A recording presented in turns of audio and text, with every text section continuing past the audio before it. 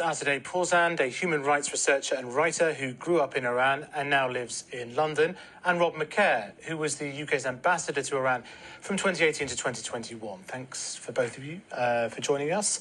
So obviously a year on from that death in police custody and the widespread protests that it sparked, what remains of these protests, if anything?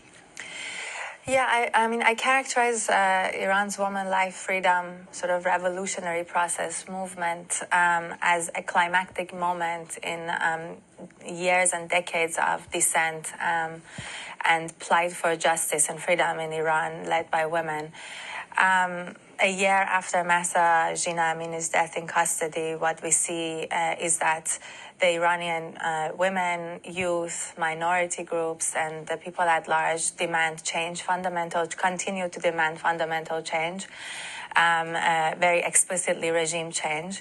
And they are even, I would say, more discontent and angry than they were last year because of the scale of atrocities and crackdown done by the Islamic Republic in the past year against not only protesters that are adults, but also children who were killed, shot, detained, and so on. And so while we don't see protests in large scales because of the crackdown, the same exact demands remain as they were, with, I would say, more fiercely than even before. Okay, let's bring in Rob. I mean, obviously you were ambassador between 2018 and 2021. I mean, you yourself kind of arrested attending a different protest.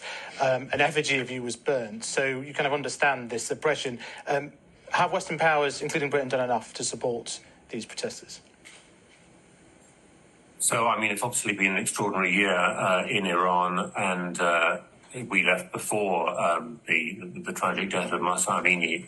But, you know, watching it over the last year, there has it's been clearly a different situation has now emerged, and I think that it's demonstrated the real collapse of legitimacy of this regime.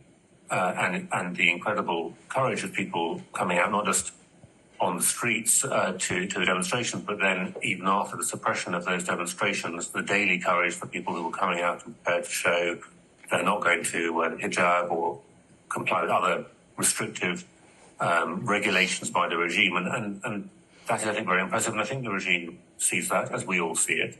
What can we do to support it? I mean, obviously, we all wish we could do more to support what's happening inside the country.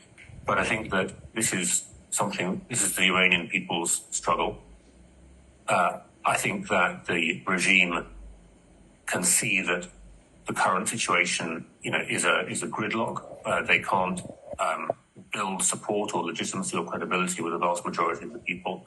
But the people were not going to be able to overthrow the regime in a violent way. So something has to change, and I think that the demand of the Iranian people for change is so apparent that I think there will be people inside the regime who will be seeing that as well as we see it. Do you share that view? There were some extra sanctions applied by the UK and allies against people involved in the ban specifically. Do you think the West is doing enough? I believe that what we saw post Mahsa Amini's death until today, in terms of like the number of statements released by Western countries, including the UK, or for example rallying up at the UN around ensuring that we have an independent UN fact-finding mission on the atrocities committed, were things that as human rights advocates and researchers we certainly welcome and we worked hard to gain. However, if you speak to an average protester on the ground, they do not think that the West has done enough, and they frankly express dissatisfaction with statements of condemnation, and they get very disheartened to see that the West is hoping to re-engage with the Islamic Republic, even talks of another nuclear deal, here in the UK there are demands of the IRGC being on the terror list. Yeah. And so on. So average Iranian and many of us think that the West can do more. Okay.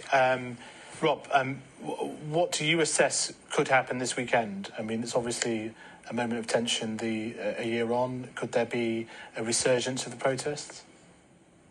So I think the regime has shown that it's got an enormous amount of power and is utterly ruthless in how it deploys that power to suppress protests, and I think that will be a factor. But I mean, let me just come back on what the West can do, because I think one thing that is important, and it's really important for people inside Iran, from my experience of talking to people there, is just preserving that space for independent journalism, which can't really take place inside the country, but can take place outside the country, and particularly the Persian language services that broadcast into Iran. And obviously, the regime deeply resents that. Any form of independent journalism, they'll try and portray it as being government-sponsored propaganda, but preserving the space for those services to provide a truly independent picture of what's happening into the country is a really important factor in supporting people. Let me quickly give the last word here to Azadeh. Is there a hopeful end here? I believe the hope is with the resilience that the Iranian people, the youth, the women, the minority groups are showing.